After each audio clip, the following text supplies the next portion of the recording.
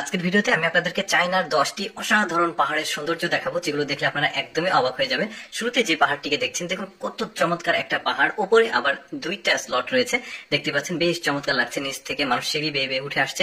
আর এই পাহাড়ের যে সৌন্দর্য দেখতে পাচ্ছেন, মানে সমুদ্রপৃষ্ঠ দেখতে অনেকটা উঁচুতে, এই জন্য মেঘগুলো হাত দিয়ে ছোঁয়া যায়।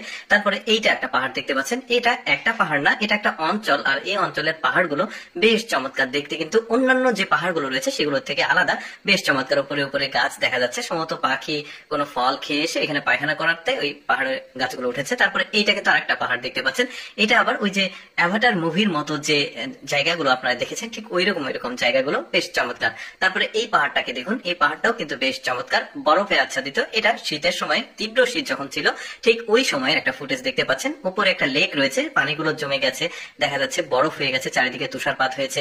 তারপরে এখন যে পাহাড়টাকে দেখছেন, এটা অদ্ভুত আর একটা পাহাড়। দেখুন মেঘগুলো পাহাড়ের উপর থেকে, কত চমৎকার দৃশ্য, সুবহানাল্লাহ। সৃষ্টিকর্তা পৃথিবীতে যে কত সুন্দর সুন্দর জিনিসগুলো তৈরি করে রেখেছে, যেগুলো আমাদের অনেকেরই দেখার সুযোগ হয়নি, তবে আমি চেষ্টা করছি আপনাদেরকে দেখানোর। যেমন এইটা আর একটা পাহাড় ছিল। তারপরে মানে যেটা উপরে কিছুটা মানে তীর্থস্থান রয়েছে, তাদের তাদের ধর্মের ব্যাপার আর কি। তো যাই হোক, সেদিকে যাচ্ছি না। এই যে এইটা একটা পাহাড় দেখতে পাচ্ছেন, বেশ চমৎকার, কিন্তু পাহাড়গুলো মেঘগুলো ছুঁয়ে যাচ্ছে। আর এই সৌন্দর্যগুলো দেখার জন্যই আসলে এই পর্যটকগুলো এখানে আসে। দেখতে পাচ্ছেন মেঘগুলো মানুষেরই নিচে আছে মেঘ, বেশ চমৎকার লাগছে, সাদা সাদা তুলোর মতো মেঘ, যেটা আমাদের সাজেকেও দেখা যায়, বেশ চমৎকার। আর এই জায়গাগুলো, এদের পাহাড়গুলো কিন্তু অনেকটাই উঁচু হয় সমুদ্রপৃষ্ঠ থেকে। এটা একটা সম্প্রদায়, তারা এখানে এসেছে সম্ভবত কোনো একটা তাদের সাংস্কৃতিক ব্যাপারগুলো পালন করতে। দেখতে পাচ্ছেন মেঘ উড়ে যাচ্ছে পাহাড়ের মধ্য দিয়ে, কি চমৎকার দৃশ্য। আর ওরা কিন্তু টুরিস্ট যে সেক্টর, ট্যুরিজম সেক্টরকে ওরা সর্বোচ্চ প্রায়োরিটি দেয়। এটার কারণ হচ্ছে ট্যুরিজম সেক্টর থেকে কিন্তু তাদের অনেক মানে টাকা পয়সা আসে। তো যাই হোক, এই পাহাড়টিকে দেখুন, অদ্ভুত। এই পাহাড়টি সম্পর্কে জানলে অনেকটাই অবাক হবেন। দেখুন বৃষ্টির সময় যেটা হয়, পাহাড়ে প্রচন্ড পরিমাণে বৃষ্টি হলে চারিদিকে পানিটা গড়িয়ে যায়, অনেক সময় ভূমিধস হয়, অনেক সময় মানে ক্ষতিগ্রস্ত হয় মানুষ।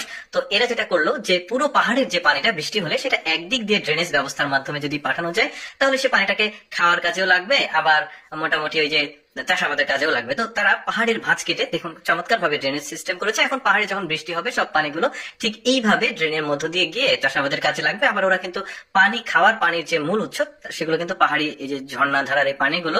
কারণ পাহাড়ি অঞ্চলে, আপনারা যারা অনেকেই জানে, কিন্তু পাহাড়ি অঞ্চলে আসলে মাটির গভীর থেকে পানি খুব একটা ওঠে না, সেখানে প্রাকৃতিক বৃষ্টির যে পানি, এটাই মূল উৎস খাবার পানির। তো যাই হোক দর্শক, কেমন লাগলো আজকে এই পাহাড়ের ভিডিওটা কমেন্ট করে জানাবেন। আর